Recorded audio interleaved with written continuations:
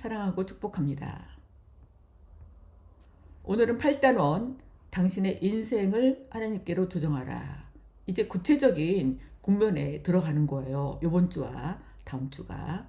조정하라는 이유는 조정이 필수예요. 조정하지 않으면 순종이 없습니다. 근데 우리가 그동안 교회 다니면서 조정하라 라는 그런 말을 별로 들어보지 않았어요. 그래서 순종하기가 어려웠던 이유일 수도 있어요. 그러면 어떤 부분에서 조정을 해야 되는데, 조정이 안 되는 이유는 우리에게 값을 치를 것을 요청합니다.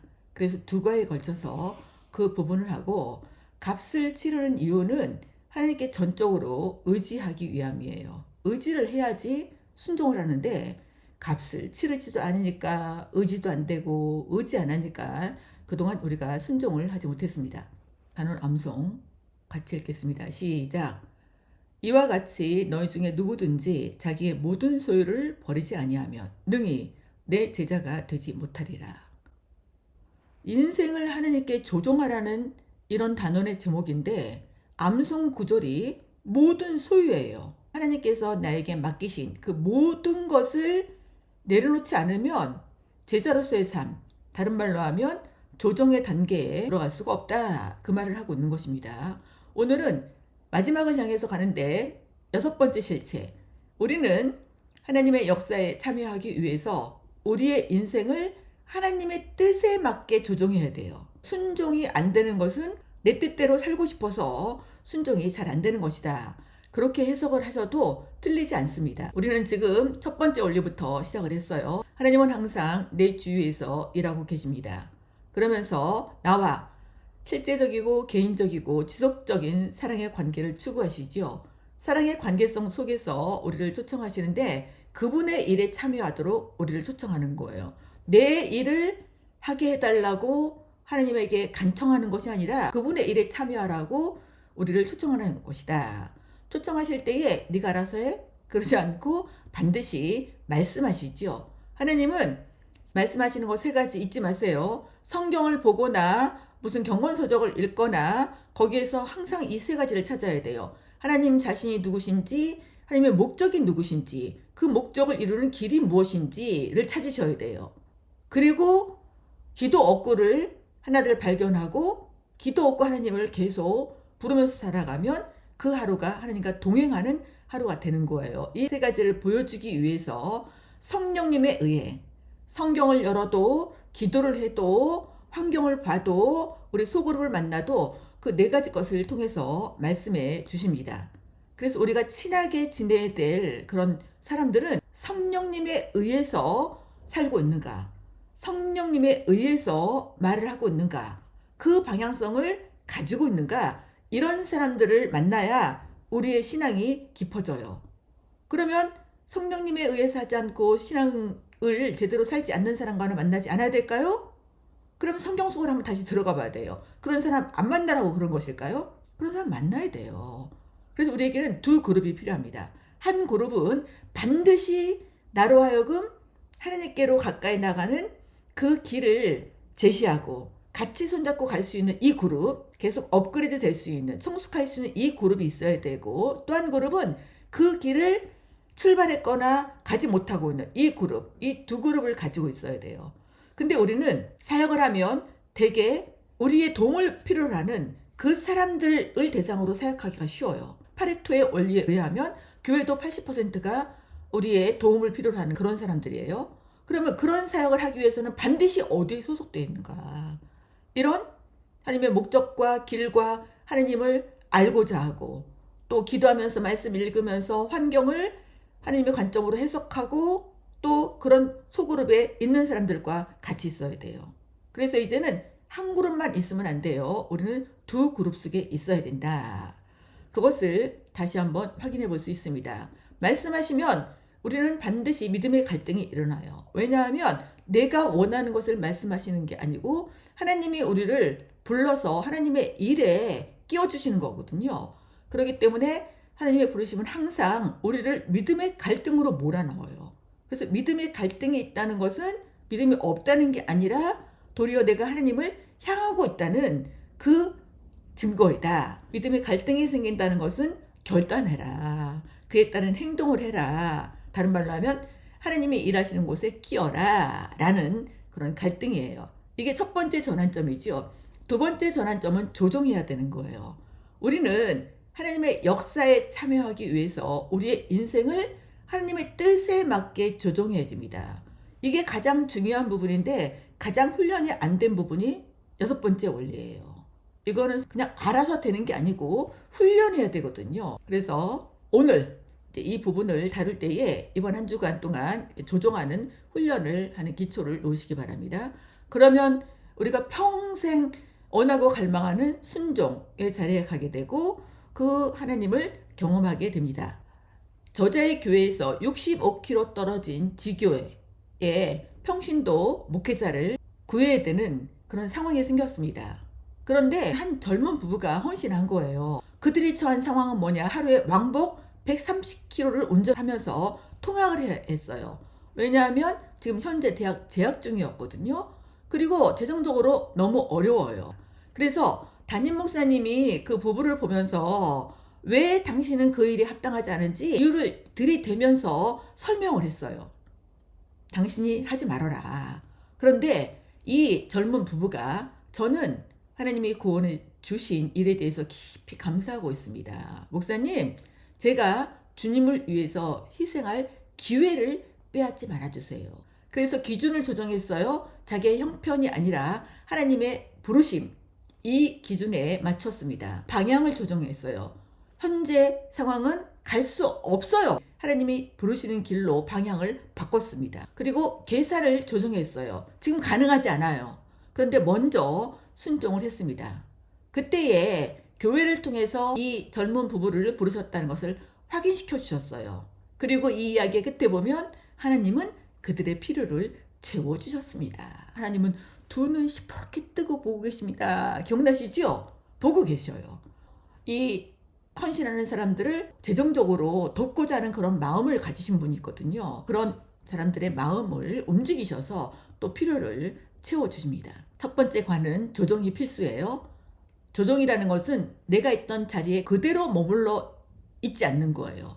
왜냐하면 내가 현재 있는 자리에서 그대로 머물러 있으면서는 누구와 동행할 수가 없는가? 하나님과 동행할 수가 없다. 여러분, 원함과 조정은 같은 내용이 아니에요. 원하긴 하지만 조정하지 않는 사람이 있고 원하면서 조정하는 사람도 있습니다. 원함과는 다른 태도를 취하지요. 자기 중심적인 삶은요. 적어도 믿음이라는 이 단어를 가지고 있는 사람이라면 하나님의 사명 주시기를 원합니다. 그런데 조정에는 관심 없어요. 이게 바로 자기 중심적 삶의 특징입니다. 이런 사람들의 문제점은 뭐냐? 말씀을 받는 것은 원해. 하나님께로부터. 근데 삶은 바꾸고 싶지 않아요. 그래서 하나님이 말씀하셔도 인생을 하나님께 맞추지 않는다는 것이 문제점입니다. 이런 사람들을 향한 처방은 하나님은 우리의 인생을 바꾸지 않고 그분의 일을 이루시지 않으신다. 쉽게 말하면 인생을 바꾸지 않고는 하나님의 일에 참여할 수가 없다. 그 말씀이에요. 왜 그러냐? 하나님이 일하시는 원리는 먼저 삶에 조정을 해야 돼요. 그 자리에서 일어나야 돼요. 누구를 향해서? 하나님을 향해서 방향을 조정해야 됩니다. 그러면 방향을 조정한 그 사람을 통해서 하나님께서 일을 하십니다. 조정한 다음에 하나님의 목적이 성취되는 거예요. 여러분 착각하지 마세요. 내 목적이 성취되는 게 아니에요. 하나님의 목적 속에 어느 부분을 나를 끼워주셔서 하나님의 목적이 성취되는 것입니다. 그러면 조정이란 무엇인가? 우리가 이거 두 가지를 착각하고 있을 수 있는데 사명을 내 삶에 맞추는 게 아니에요. 내 삶을 누구께로 맞추는 것이냐? 하나님께로 맞추는 것이다. 삶을 하나님께 맞추고 말씀에 순종하는 것이 하나님 중심의 삶입니다. 두 번째로 중요한 전환점이 조정인데 첫 번째 전환점 기억나십니까? 이게 바로 믿음의 갈등이에요. 믿음의 갈등에서 중요한 두 번째 전환점이 획기적인 조정이다. 첫 번째 전환점에서 믿음의 갈등이 오면 하나님이 누구신지를 결정하는 순간이에요. 내가 말하는 것보다 행동하는 것이 나의 믿음을 드러낸다. 기억나시죠? 믿음의 갈등의 전환점에서 잘못 결정하면 이후의 방향은 결정한 방향대로 가는 거예요. 하나님께로 방향을 결정하면 하나님을 향해서 가고, 그냥 내 삶을 그대로 가기로 결정하면 하나님과는 상관없는 갈수록 멀어지는 삶을 살아갈 수밖에 없다는 것이에요. 이 전환점에서 적용 질문을 묻는다면, 믿음의 갈등이 생겼을 때에 그 믿음을 표현하기 위해 당신의 삶에는 어떤 조정이 더 요구되고 있는가? 왜냐하면 우리의 행동이 우리의 믿음을 나타내지요. 믿음은 내가 갈등 상황에 들어갔을 때 드러나요. 나의 믿음이 어떠한지. 두 번째 전환점이 획기적인 조정이에요. 누구께로 조정하는 것이죠? 하나님께로. 왜 획기적인 단어를 썼을까요? 여태까지는 나는 내가 원하는 대로 그 길을 갔어요. 근데 하나님은 하나님께서 원하시는 길로 올라서라는 거예요. 그래서 이게 획기적인 거예요. 조정은 삶의 방향성이고 우선순위에 대한 것이고 나의 가치관인 것이고, 시간과 관계를 다 누구께 맞추는 결단이냐? 하나님께 맞추는 결단이다. 그래서 우리가 성경을 가르치거나 성경을 배우거나 항상 그의 방향성과 초점은 하나님께 맞추도록 하는 거예요. 하나님께 맞추도록 하기 위해서 이렇게 살고 오십시오. 모든 강의를 생활 미션을 내드렸지요. 근데 하나님을 경험하는 삶은 이 교재 자체가 스스로 그것을 하도록 되어 있지 않습니까? 조정 후에 하나님의 목적이 성취가 되면 우리는 하나님을 경험하게 되고, 아, 하나님이 이러신 분이구나. 내가 치른 게 값싼 게 아니네. 이거보다 더 훨씬 값비싼 것을 나에게 돌려주셨네. 그런 것들을 경험 한 번, 두 번 하면 우리는 순종 앞에 그렇게 힘들지 않을 수가 있어요. 하나님께로 조정하는 것은 하나님의 계시를 통해서 되는데, 삶을 하나님께로 조정하라는 초청이다. 근데 자기 중심적인 삶은 하나님이 무엇을 하실지를 알고 싶어 하기는 해요. 근데 자기의 방향성을 그대로 유지합니다. 자기의 계획을 그대로 유지하는 것이 하나님 중심적인 삶과 다른 것이지요. 평상시 내 중심으로 살면서 기존의 자리에 그대로 머물러 있어요. 그러면서 동시에 하나님과 동행하는 것은 성경적으로 볼 때 불가능한 것이다. 이거는 믿음의 삶이 아니다. 이런 사람들에게 주시는 처방은, 하나님은 우리 삶을 조정하지 않고 그분과 동행하도록 부르시지 않는다. 하나님이 나에게 말씀하셨어요. 나를 끼워서 뭔가를 하려는 그런 계획을 가지셨어요. 근데 우리가 조정하지 않으면 한두 번 더 말씀하실 수 있겠죠? 그러나 계속 조정하지 않아요. 그러면 이 일이 다른 사람에게로 넘어갈 수 있다는 거예요. 그래서 요한계시록을 보면 성령이 교회들에게 하는 말씀을 들으라 라고 매 교회마다 끝에 후렴이 언급되고 있습니다. 그러니까 조정의 본질은 뭐냐? 우리의 인생의 목적, 방법을 하나님의 목적과 하나님의 방법으로 맞추는 결단이 바로 조정이다. 이것이 빠르면 빠를수록 그 뒤의 삶은 갈등에서 조금씩 벗어나요. 근데 이것을 못하면 우리는 조정하는 그날까지 우리 삶이 계속 갈등의 연속입니다. 여러분, 갈등하는 것은 우리의 에너지를 많이 소비하게 됩니다. 에너지를 하나님이 아닌 다른 것에 소비를 하게 되어져요. 그러면 믿음도 성숙이 되지 않고, 그렇다고 해서 내가 원하는 것이 되냐? 그것도 아니고, 그런 양다리 걸침이 계속됩니다. 이것은 정말로 우리들에게 힘든 상황을 계속하게 하는 것입니다. 이 조정이 우리를 순종할 수 있도록 준비시키는 과정이다. 이게 바로 조정의 본질이다. 그래서 하나님 중심으로 사는 사람은 삶을 조정하고 순종으로 나가죠. 이 왼쪽과 오른쪽이 완전히 정반대예요. 알려고는 해요. 그런데 조정은 하지 않는 것이지요. 오른쪽도 하나님을 알고 싶어서 이런 공부에 들어오시는 거예요. 근데 조정하라네. 하나님을 경험하는 삶에서는. 그러면 조정을 하나씩 둘씩 하면서 이제 순종의 자리에 나가게 됩니다. 성경 속으로 들어가 볼까요? 노아가 살고 있었어요. 그 당시 사람들과. 근데 하나님이 갑자기 방주를 만들라는 거예요. 그래서 노아는 평상시의 삶에서 하나님의 길로 올라탔어요. 그 올라탄 증거가 뭐냐? 방주를 만들기 시작했습니다. 얼마나 많은 사람들이 저 노아 돈 거 아니야? 무슨 비가 온다고. 왜냐하면 그때까지 사람들은 비를 보지를 못했기 때문에 그렇습니다. 아브라함도 떠나라는 하나님의 말씀을 들었습니다.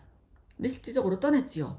그리고 하나님이 약속하신 이 약속의 땅으로 들어갔습니다. 이거야말로 획기적인 조정이지요. 노아는 자기가 살던 곳에서 배를 만들기 시작했어요. 근데 아브라함은 자기가 살던 곳을 완전히 떠나서 자기가 전혀 알지 못하는 곳으로 이동을 했다는 것입니다. 모세도 초강대국 애굽의 바로 앞에 서는, 이것이 얼마나 큰 결단을 요청했고 얼마나 큰 조정이었는지 우리는 출애굽기를 통해서 잘 볼 수가 있었습니다. 아모스 선지자지요. 이 사람은 농사 짓던 사람이에요. 그런데 북왕국에 가서 말씀을 전파하라는 거예요. 아모스는 남왕국 사람이에요. 자기의 생업을 다 내려놓고 하나님의 메시지를 전하는 북왕국으로 이동을 합니다.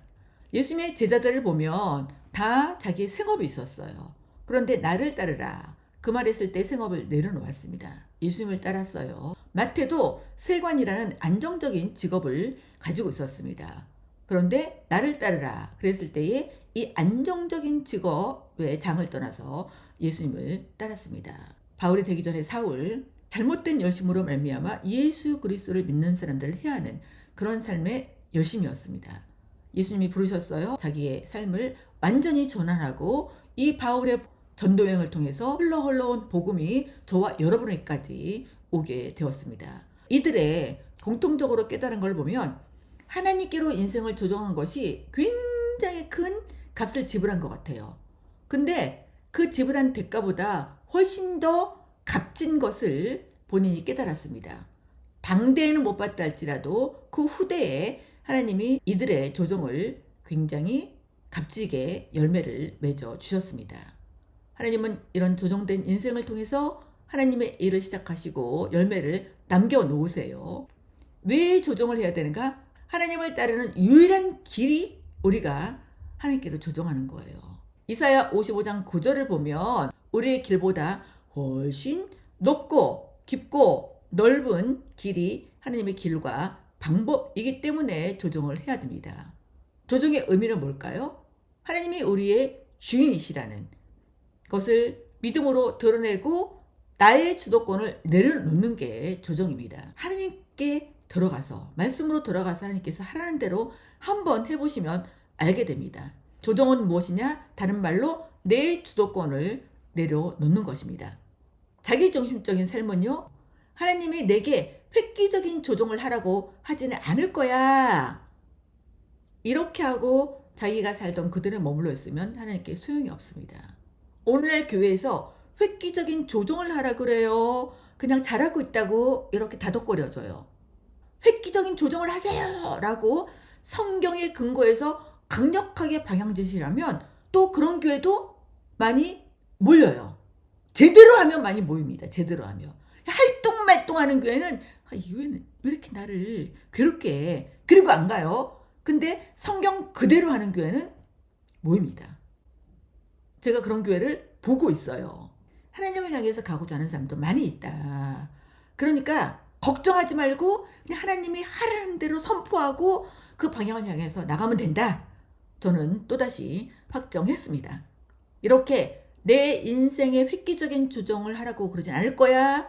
이런 사람들에게 주는 처방은, 우리는 선택지가 있다면 조정할 것인가 말 것인가, 이 두 가지 중에 하나를 선택을 해야 될 정도로 조정이 중요하다는 것이죠. 이 조정이 얼마나 중요한지 성경 속으로 들어가서 조정했던 사람들, 그리고 조정했을 때 하나님께서 주신 열매들을 한번 확인해 보겠습니다. 엘리사에게 하나님께서 부르셨고 즉각적이고 분명한 조정을 했어요. 자기가 농사짓던 그것을 다 버리고 그 중에서 또 2개는 또 불살라서 제사를 드리고 그거는 내가 과거로 돌아가지 않겠습니다 라는 분명한 조정이었어요. 돌아갈 길을 완전히 끊었어요. 그리고 순종했어요. 구약에서 가장 많은 이적을 베푼 사람이 누구냐? 엘리사예요. 엘리야는 이렇게 기적을 많이 행하지 않았습니다. 하나님이 엘리사를 통해서 하나님은 살아계신다, 그거를 보여주셨습니다. 하나님의 일에 참여할 때 순서는 뭐냐? 먼저 믿음의 갈등이 발생하는 이유가 뭐예요? 이것이 누구의 차원이에요? 하나님 차원이기 때문에 그렇습니다. 하나님 크기이기 때문에 믿음의 갈등이 생기는 것이 지극히 정상이다. 그 다음에 믿음을 표현하게 하는 첫 번째 행동이 조정이다. 조정 없이 순종은 불가능합니다. 하나님 중심의 삶을 사는 사람들은 믿음의 갈등 앞에서 조정을 선택하지요. 이 선택하는 건 누가 해야 되는 거예요? 내가 해야 되는 거예요. 부자 청년을 보실까요? 부자 청년도 관심은 있었어요. 영생에 대한. 그리고 영생도 얻고 싶었어요. 근데 부자예요. 예수님이 보시기에 이 부가 문제인 거예요. 그래서 이것을 다 팔아 가난한 자들에게 주고 나한테 와라 라고 방향제시를 해주셨지요. 근데 이 부자 청년은 영생보다는 무엇이 더 크게 작동을 했냐? 자기가 가지고 있는 부. 그래서 결국은 조정하기를 거부했다는 것을 어떻게 알 수가 있는가? 돌아갔어요. 그리고 예수님에게서 떠났습니다. 원함 가지고 있다고 그것이 반드시 믿음의 표시는 아닐 수 있다는 것이죠. 돈과 부가 하나님보다 더 중요했어요. 이거는 제한적이고 일시적인 것이었어요. 근데 일시적인 것 때문에 영원한 것을 놓쳐버렸어요. 이 세상에 이런 사람들이 얼마나 많이 있을까요? 믿음의 갈등 앞에서 조정을 거부하며 영생을 원하면서도 하나님께 조정하지 않았던 부자 청년의 자리에 있는 것과 방불하다. 1과 조정은 순종을 준비시켜 주지요. 그래서 내가 있던 곳에 계속 머물러 있으면서 하나님과 동행할 수는 없습니다. 어떤 부분에서 조정을 해야 되는데요. 여러분, 베드로가 고넬료를 만나기 전에 하나님께서 미리 말씀하셨지요. 유대인들이 부정하다고 생각되는 그 모든 것들이 들어있는 보자기를 하늘에서 내려주시면서 환상으로 보는 거예요. 먹어. 근데 베드로는 얼마나 특심한지 우리는 그것을 먹은 적이 없어요. 또 내려와요. 먹어라. 못 먹습니다. 세 번째 또 내려와요. 그때서야 깨달아요. 아, 내가 하나님의 말씀보다 유대 전통에 더 강조점을 두고 있구나. 그리고 이방인들을 안 만나려고 하는 이런 생각이 있구나. 그거를 어떻게 알려주셨냐? 바로 이 이후에 고넬료가 보낸 사람이 옵니다. 그리고 우리 대장님이 여기 가면 베드로라는 사람이 있는데 그분을 모셔오라고 했습니다. 라고 말을 해요. 베드로에게 말씀하신 하나님이 여기는 요빠인데 가이사랴에 있는 로마인 백부장 고넬료에게도 말씀하셨어요. 하나님은 이렇게 일하셔서 베드로의 자기 중심적인 이 개념을 깨뜨리셨습니다. 우리도 조정해야 될 영역이 우리의 환경, 인간관계, 또 우리의 생각, 우리의 헌신, 가족, 교회, 직장, 계획, 우리의 전통 이런 헌신도에서도 그리고 우리 행동에서 어떻게 기도하는지, 주는지 섬기는지 이런 것에서 조정을 해야 되고 우리의 믿음에서 하나님에 관하여 그분의 목적과 길에 대해서 그분과 우리와의 관계 이런 여러 가지 영역 중에서 가장 긴급하다고 생각되는 조정의 영역에서 이번 주에 한 번 이상 다시 조정을 할 것을 여러분들에게 당부합니다. 예습하면서 조정했겠지만 이번 주에 한 번 더 그렇게 하셨으면 좋겠습니다. 하나님은 왜 조정을 요구하실까요? 하나님은 내 인생의 주인이 되기를 원하신다. 이것이 더 크게 다가와요. 절대적인 항복을 원하신다. 이게 더 크게 다가와요. 이 말과 이 말이 같은 말이에요. 근데 조정을 표하려는 자기 중심적 삶은 이 정도면 충분하지 않을까요? 라고 말하거나 내가 이 영역만큼은 하나님께 드릴 수 없어요.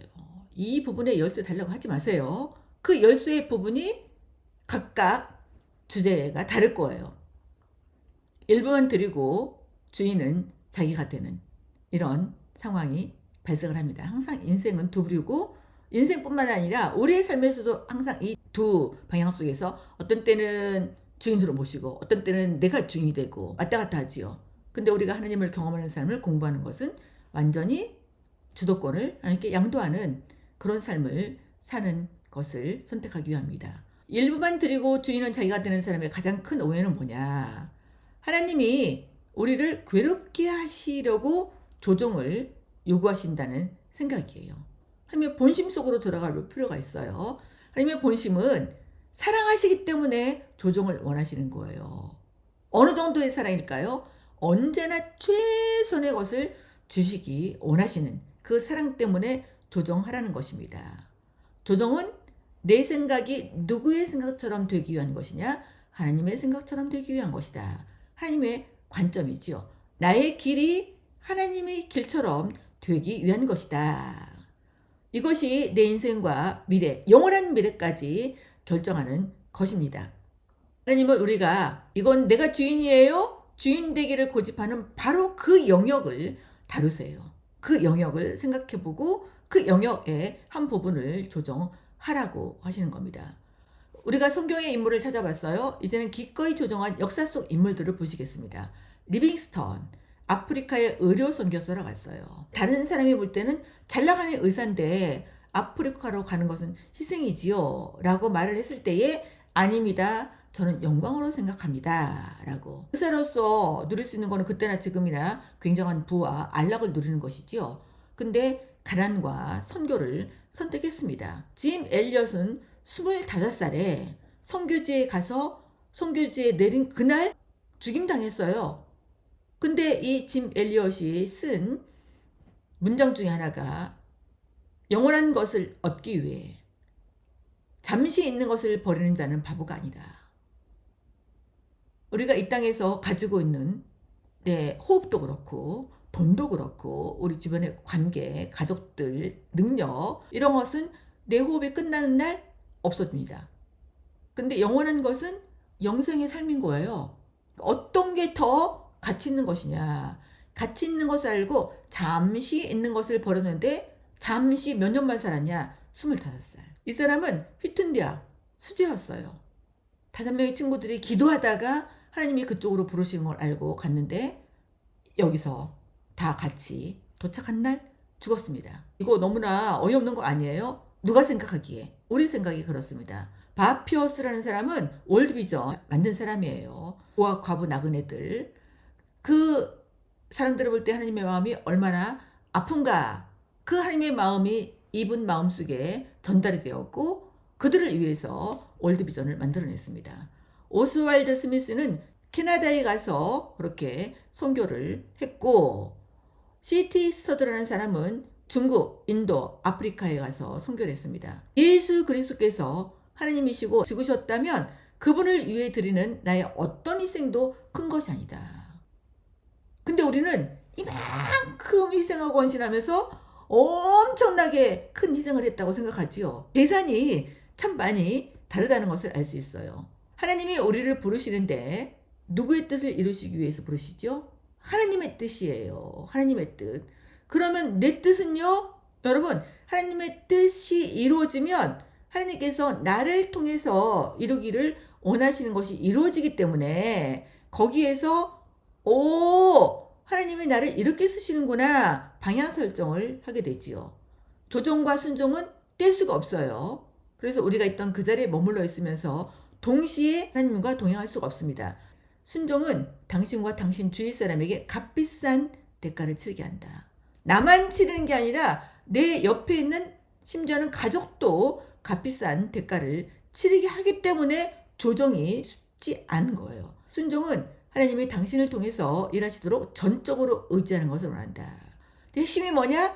전적으로 의지하는 거. 다른 말로 하면 주도권을 양도하는 거. 그런데 자기중심적 삶은 하나님의 주권에 항복하지 않아요. 그러다 보니 순종하지 않지요. 이런 사람들에게 주는 처방은 순종이 시작이 아니에요. 조정이 시작이에요. 조정 이후에 가능한 삶의 방식이 순종이다. 아직도 그분의 주권에 항복하지 못했다면 오늘 이 성경 구절을 통해서 우리들에게 결단을 요청하십니다. 자기를 부인하고 자기 십자가를 지고 예수님을 따르십시오. 이 구절은 하나님의 주권에 항복해라. 그게 바로 조정의 자리로 우리를 부르시는 거네요. 당신이 있던 그 자리에 계속 머물러 있으면서 하나님과 동행할 수 없기 때문에 그렇습니다. 순종이 요구하는 것 3가지. 자리를 이동해야 돼요. 값비싼 대가를 치르게 되고 이것은 전적인 의지를 필요로 한다. 있던 자리에 머문지 않은 이가 동행할 수 없어요. 일단은 옮겨야 돼요. 누가 일하시는 곳으로? 하나님이 일하시는 곳으로. 값비싼 대가가 무엇이냐? 나와 내 주위 사람들에게 실제적인 대가를 요구하고 전적인 의지는 뭐냐? 하나님이 나를 통해서 그분의 일을 하는 것이기 때문에 하나님께 전적으로 의지해야 된다.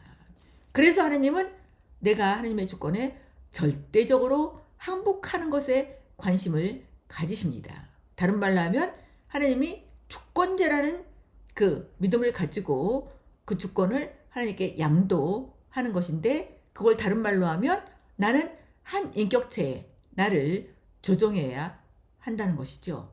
나를 부르신 하나님이 나를 통해서 그분의 뜻을 이루기 위해 능력을 주시고 그 일을 하시기 때문에 조정할 이유가 있습니다. 그런데 이 조정이 또 순종이 비싼 값을 치르게 합니다. 나는 그 값을 치를 수가 없어. 그러면 그냥 하나님과 동떨어진 삶을 살겠다, 그렇게 말하는 것과 다르지 않습니다. 하나님의 뜻대로 살기 위해서 인생을 하나님의 목적, 길에 조정해야 되는데, 그것은 값을 치르는 믿음을 가지고 있어야 된다. 값을 치러야 된다. 이것부터가 획기적인 조정이다. 근데 많은 사람들이 예수님을 떠났지요. 복음서를 보면. 왜 떠났을까요? 대가를 치르고 싶지 않은 거예요. 그래서 많은 사람들이 예수님을 떠났습니다. 조정하는 사람이 많을까요? 조정 안 하는 사람이 많을까요? 예수님의 사역을 더 깊게 할수록 사람들이 떠나갔습니다. 사람들이 계속 몰려든 게 아니고요. 근데 자기중심적 삶은 값없이 순종하려는 태도를 가지고 있는데, 기억하십시오. 있던 자리에 머물러 있는 채 하나님과 동행할 수 없습니다. 그러다 보니 하나님의 뜻을 알지 못하고 하나님의 뜻대로 살지 못합니다. 말로는 이렇게 하지요. 주님이라고 부르긴 해요. 근데 뭐에 대해서 주님이냐? 내 계획을 이뤄주세요. 내 계획대로 나를 보호해주세요. 이 부분에서 주님이라고 그렇게 인정을 해드립니다. 오늘날 교회가 하나님을 알고는 있지만 순종의 값을 치르지 않으려고 하는 이런 위험성이 있습니다. 그렇기 때문에 하나님이 예수 그리스도의 핏값을 치르고 교회를 세웠는데, 하나님의 목적이 그 교회와 성도들을 통해서 성취되지 않고 있는 그런 모습의 교회가 많이 있다. 우리 개인의 삶에서도 마찬가지입니다. 저자의 교회가 하나님이 새 교회를 세우라는 부르심을 듣게 되었어요. 그렇게 새 교회를 세운다고 하니까 주변에 있는 사람들이 다 비난하기 시작합니다. 자기중심적 사고로. 저 조그만 교회가 지교회를 세운대요 라고 기사가 실렸어요. 다른 교회 대표들이 중지하세요 라고 촉구하는 거예요. 그리고 심지어는 마귀로부터 온 것이다 라고 성경 공부를 막기도 했습니다. 거리에서 무당이 저주하는 말을 듣기도 했습니다. 하나님께 순종하다 이렇게 된 거예요. 그리고 심지어는 실패하게 해주세요 라고 하는 기도회가 열리기 시작했습니다. 그리고 아직도 작은 교회인데 새 지교회를 세우는 것은 어리석은 거야 라고 비난합니다. 사례비를 주지 못한다 할지라도 우리한테 도움 요청하지 말어 라고 아예 미리 사전 차단하고요. 하나님 앞에서 주제 넘은 짓이야 라고 평가를 하기도 했습니다. 여러분, 우리가 하나님이 나에게 맡기신 일을 순종하려고 획기적인 조정을 했을 때 이런 일들이 오는 것이 값비싼 대가를 치르는 것이에요. 하나님은 우리로 하여금 그분께는 충성스럽고 다른 사람들에게는 사랑이 넘치는 마음을 지키도록 도와주셨습니다. 이 말은 무슨 말인가 하면, 이 교회가 자기들을 이렇게 비난하는 교회들을 향해서, 그런 사람들을 향해서 부정적으로 대응하지 않았다는 거예요. 하나님이 그렇게 지켜주셨다는 거예요. 그랬더니 하나님이 확인시켜 주셨어요. 이것이 하나님의 뜻이었다. 우리가 하나님의 뜻을 행하고 있었다를 드러내 주셨고, 이 교회로 말미암아 후에 지교회들이 많이 생겨나고 자립하게 되었습니다. 그래서 이렇게 혹평하던 사람들이 하나님께로부터 온 것이구나, 이것을 깨닫게 되었다는 것이죠. 여러분, 우리 눈에 보이는 것만 가지고, 내 귀에 들린 것만 가지고 다른 사람을 혹평하거나 비난하는 그런 동류에 서지 않아야 될 필요가 있음을 보여주고 있습니다. 기꺼이 순종했던 그 바울의 삶을 보면요, 바울이 내가 할게요 그러지 않았지요? 부활하신 예수 그리스도의 부르심을 받고 자기의 길을 전환한 거예요. 근데 그 결과가 왜 맞았어요? 40에 하나 감한매를 3번이나 맞았어요. 옥에 갇혔어요. 고난과 핍박을 받았어요. 그래서 결국은 내 몸에 예수의 흔적을 지니게 되었다라고 말하게 되었는데, 바울이 자기가 값비싼 대가를 치르고 순종한 가치, 이 가치에 대해서 후에 로마의 옥에 갇혔을 때 보낸 빌립보서에서 이렇게 말을 해주고 있어요. 고난을 통해서 예수 그리스도와 연합이 됐고 부활의 권능을 알게 되었다. 그 고난에 내가 참여하게 되었다. 근데 내가 참여하고 있는 것이 이게 끝이 아니다. 그리스도를 붙잡기 위해서 표대를 향해서 그렇게 계속 나갈 것이다 라고 고백하고 있습니다. 여러분, 순종의 대가가 고난일 수 있어요. 그런데 그 보상이 그리스도를 더 깊이 아는 것이라고 우리들에게 알려주고 있습니다. 우리가 조금씩 대가 치르는 그것이 결국은 하나님이 이러신 분이구나. 예수 그리스도가 이러신 분이구나. 그것을 더 깊이 아는 보상을 우리에게 해주시는 것이죠. 그래서 고린도 전서에서는 내가 여러 사람에게 여러 모습이 되었다라고 그렇게 고백을 합니다. 자기의 삶의 방식과 정체성도 그들에게 맞게 조정을 했다는 것을 고백하고 있지요. 리빙스턴이 어떻게 고백했는가? 주여, 저를 어디로든지 보내소서. 다만 저와 함께 가주소서. 어디로 보내는가가 중요하지 않죠?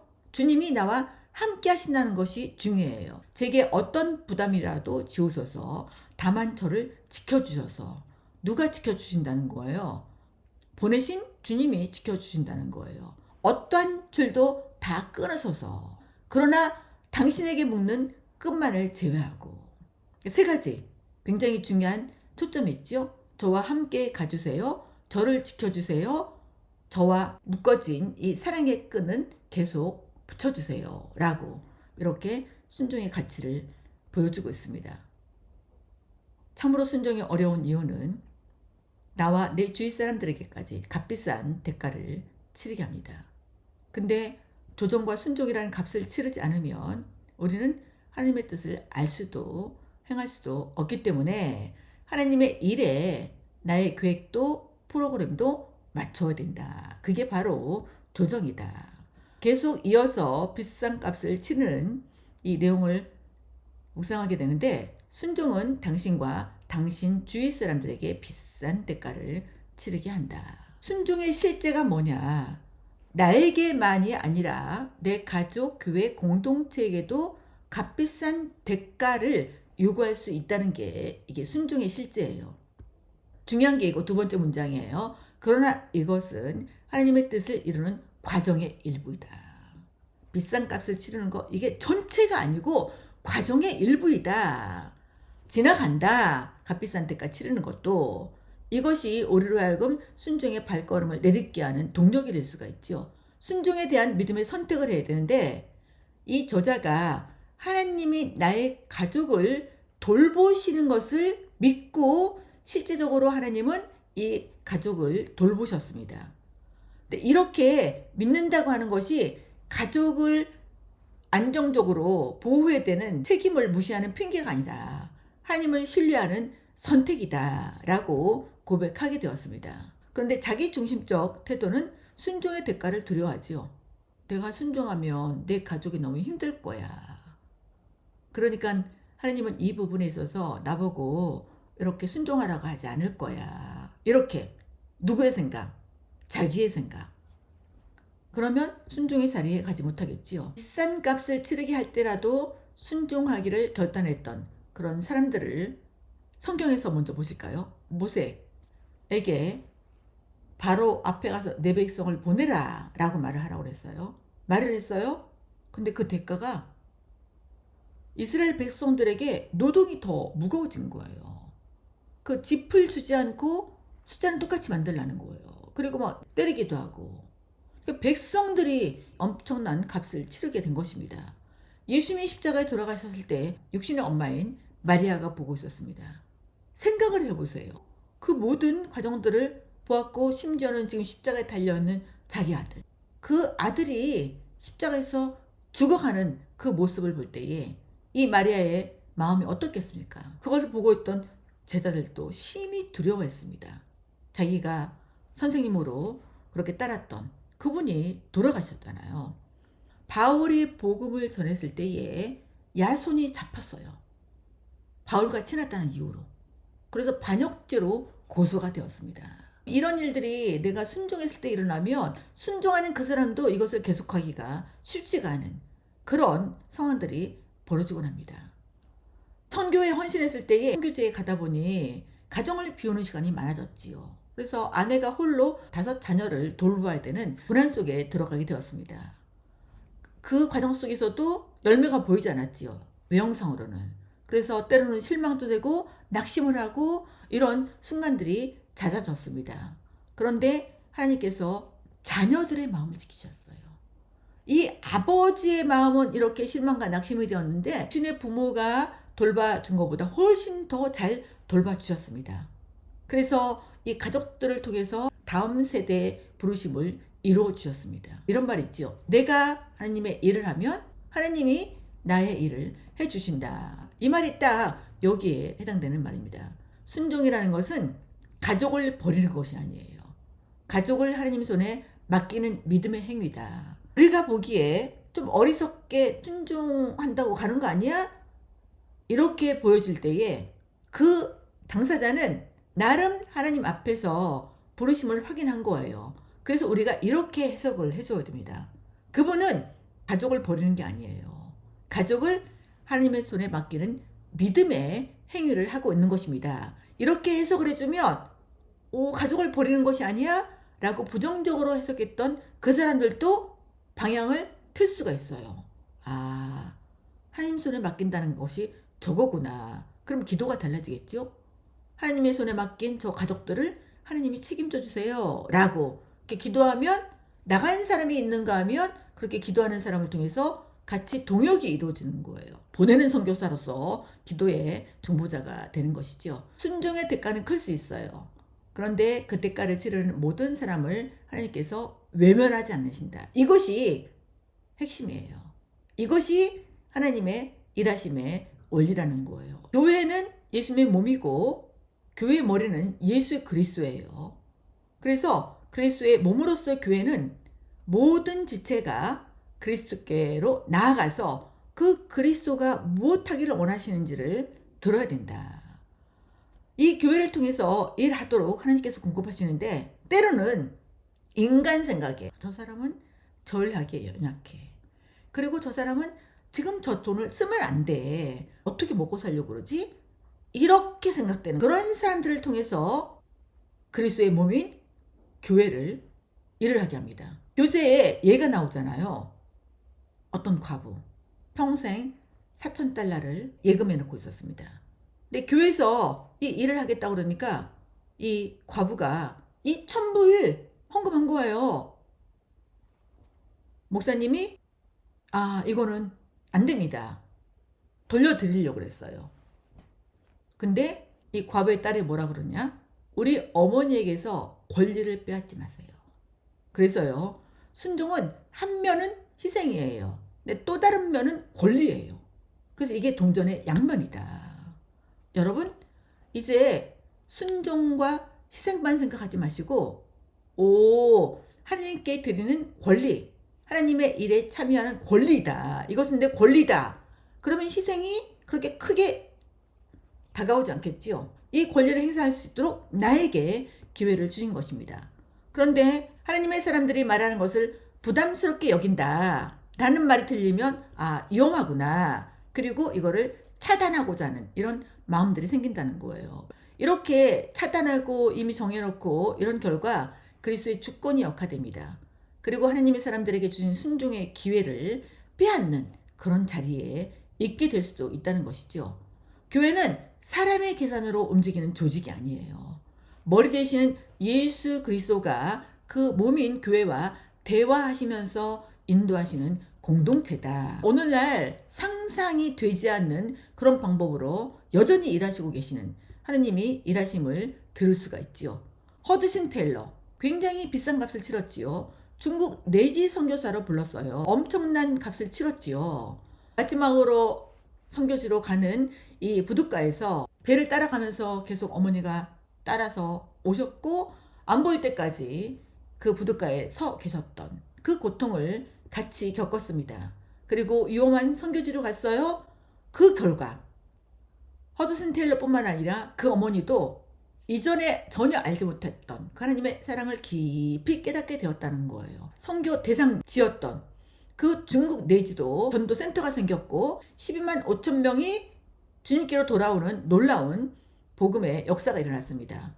하나님은 이들의 값비싼 희생을 통해서 중국 내륙에까지 복음이 전파되게 하셨지요. 그 당시에는 중국 내지 선교사였어요.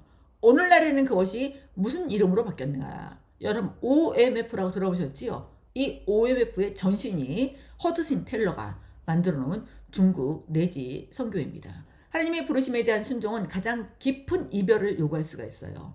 그런데 가장 크고 영원한 열매를 맺게 되지요. 성경 속에서나 기독교 역사 속에서나 계속 그런 열매들이 맺혀왔고 앞으로도 계속 맺혀올 것입니다. 분명히 순종이 비싼 값을 치르게 합니다. 그런데 비싼 값을 치른 거 못지않게 가족을 돌봐주신 것을 드러낼 수 있고, 그래서 희생이 아니라 주님을 섬길 수 있는 권리로 삼고 그 하나님이 부르실 때 예 주님 하도록 우리들을 안내하고 있어요. 마지막 5가 그러려면 하나님께 전적으로 의지해야 돼요. 순종은 하나님이 당신을 통해서 일하시도록 전적으로 의지하는 것을 요구합니다. 이게 또 하나의 조정은 그분의 일을 완성하는 거예요. 여러분 이제 내일 그분의 일, 이게 두 개가 아니에요. 그분의 일을 완성할 수 있도록 그러려면 뭘 해야 됩니까? 하나님과의 친밀한 관계 안에 머물러 있어야 된다. 이 관계가 아니면 나머지는 다 소용이 없어요. 그리고 지속되지도 않아요. 기존의 태도에서 방향 전환을 해야 되는데 기존의 태도는 뭐예요? 내 자신이 좋아하는 거, 내 자신의 목적, 그리고 내가 하나님을 위해서 일을 했어요. 그게 아니고 하나님의 목적과 뜻을 중심으로 전환해야 되고 하나님을 의지하는 것으로 전환해야 된다. 왜 하나님을 의지해야 하는데요? 하나님이 내 안에서 일하시지 않는 한 하나님 나라의 열매를 맺을 수가 없습니다. 열매같이 보이는 것이 맺히면 그건 하나님 나라의 열매가 아니고 누구의 열매예요? 내 열매일 가능성이 짙다. 그리고 하나님을 의지하지 않는 것은 하나님 나라에서 실패를 자처하는 것이에요. 하나님 아닌 다른 것에 의지를 하게 만듭니다. 성경 본문 속으로 들어가 볼까요? 왜 우리가 전적으로 의지해야 되는지. 우리는 포도나무 대신 예수 그리스도 안에 거할 때만 열매를 맺게 됩니다. 고린도전서 15장 10절, 갈라디아서 2장 20절에는 이것이 내가 한 것이 아니라는 거예요. 하나님의 은혜로 한 것이고 이제는 내가 사는 것이 아니고 그리스도께서 내 안에 사셔서 그리스도가 나를 통해서 그분의 일을 하신다는 것을 깨달았습니다. 그리고 이사 41장 10절을 보면 붙들어 주겠다고, 그러니까 두려워하지 말라고 약속하시면서 맡기신 사명이다. 이사야 14장 46장을 보면 역사의 주도권이 하나님의 손이 내려와 있지요. 하나님으로부터 빛이 비치고 있지요. 역사의 주도권이 하나님께 있다는 거예요. 그래서 우리는 전적으로 의지를 해야 된다. 왜냐하면 하나님 자신의 능력으로 이루시기 때문이다. 이 하나님의 능력으로 이루신 하나님이 계획하신 것을 반드시 이루십니다. 그리고 말씀하신 것도 반드시 시행하십니다. 그래서 하나님의 뜻을 찾고 행하는데 가장 중요한 요소가 뭐냐? 하나님이 말씀하실 권리를 가지고 있다. 왜 말씀하실까요? 우리가 하나님을 경험해서 알기를 원하시는 거예요. 그래서 우리가 해야 될 일은 하나님이 나에게 무엇을 하라고 말씀하실 때까지 기다리는 시간이 필요하다. 그런데 자기 중심적 삶의 태도는 자기가 주도권을 잡아요. 그리고 자기 마음대로 결정합니다. 하나님 아닌 다른 것에 해결책을 찾는데 다른 사람이 성공한 바로 그 방법, 그리고 성공했다는 그 프로그램, 그리고 그런 사람들이 쓴 책, 여기에서 해결책을 찾습니다. 그러면 뭐를 잊게 되냐? 하나님께 의지해야 된다는 사실을 잊게 돼요. 이 교재에서 버스 예화가 나오지요. 어떤 교회가 버스 사역을 하기 시작했어요. 그랬더니 뭐 굉장히 많은 사람들이 늘어났다는 거예요. 그러니까 수적 부흥이 일어났겠지요. 사람들이 와서 물어보는 거예요. 어떻게 했는데요? 그래서 그걸 책을 썼습니다. 그랬더니 책이 많이 팔리고 책을 읽었던 사람들의 교회들이 버스를 사기 시작했어요. 이 사람들이 했던 그 매뉴얼이 그대로 이 교회가 가져갔겠죠. 그 책을 읽고 이들의 방법을 듣고 버스를 산 교회들이 처음 했던 이 교회처럼 다 수적 부흥을 했을까요? 안 되는 거예요. 그래서 결국은 어떻게 했어요? 그 버스를 다 중고시장에 내놓기 시작했다는 거예요. 어떻게 해야 되는데? 하나님께 듣고 하나님이 하라는 대로 해야 되는지 그렇게 하지 않았다는 거예요. 교회가 좀 부흥했으면 좋겠다. 이런 열망이 있겠죠. 근데 그 열망을 성경 속에서 찾는 게 아니라 그 방법에서 찾은 거예요. 교회도 마찬가지, 우리 개인의 삶도 마찬가지입니다. 결과적으로 하나님의 역사를 하는 것을 보는 기회를 상실합니다. 그리고 교회가 하나님을 아는 것을 가로막는 요인이 되기도 해요. 이게 많은 사람들의 비극적인 상황이에요. 그래서 믿는 사람들은 하나님을 경험하는 삶을 다 하면서 내 주도권대로 계속 살 것인가? 아니면 주도권을 양도하고 하나님의 일에 낄 것인가? 이것을 조정하고 순종하는 자리까지 가야 되지 않을까요?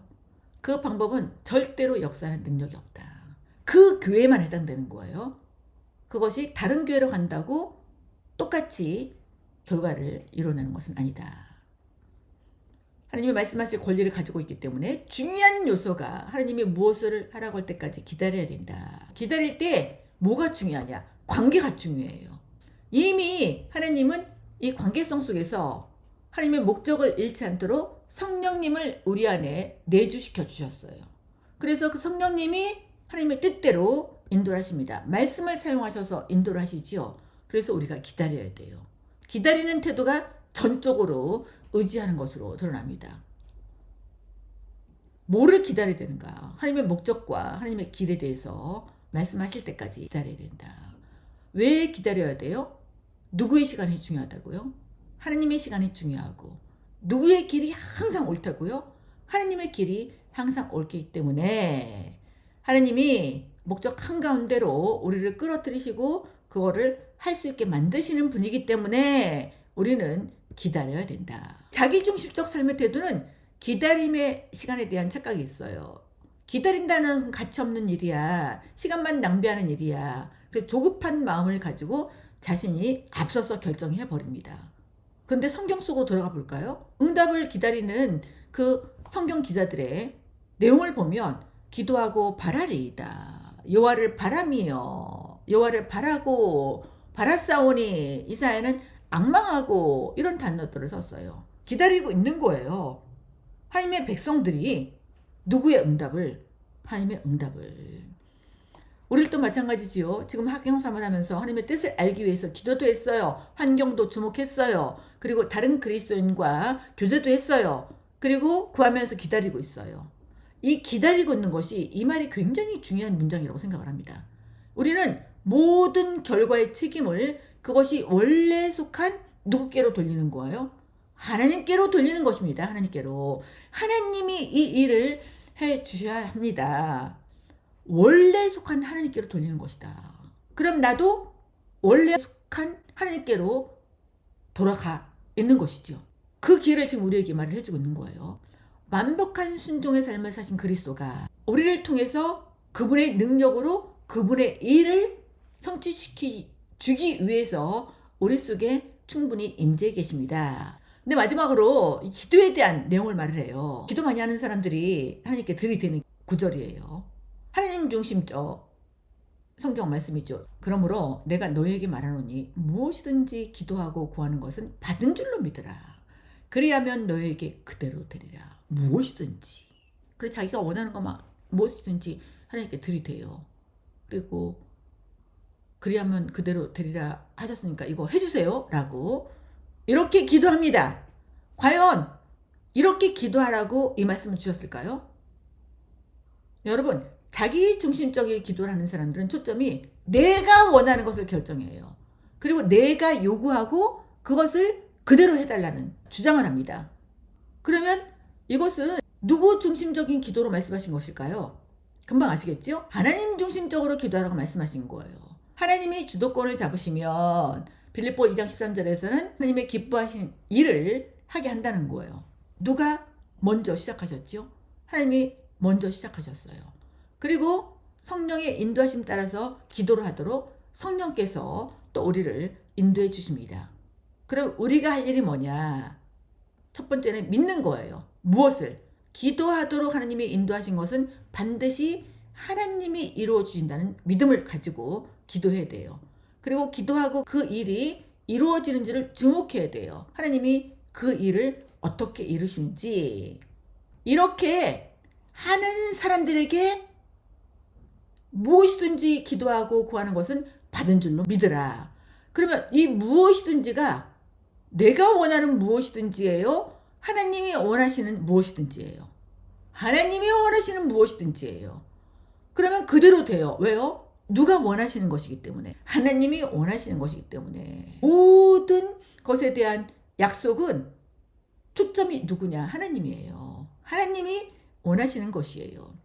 그래서 이 저자가 개발되지 않은 자원 중에서 가장 위대한 것은 하나님의 사람들의 기도입니다. 여러분, 하나님의 사람들이 제일 많이 하는 게 기도 아니에요?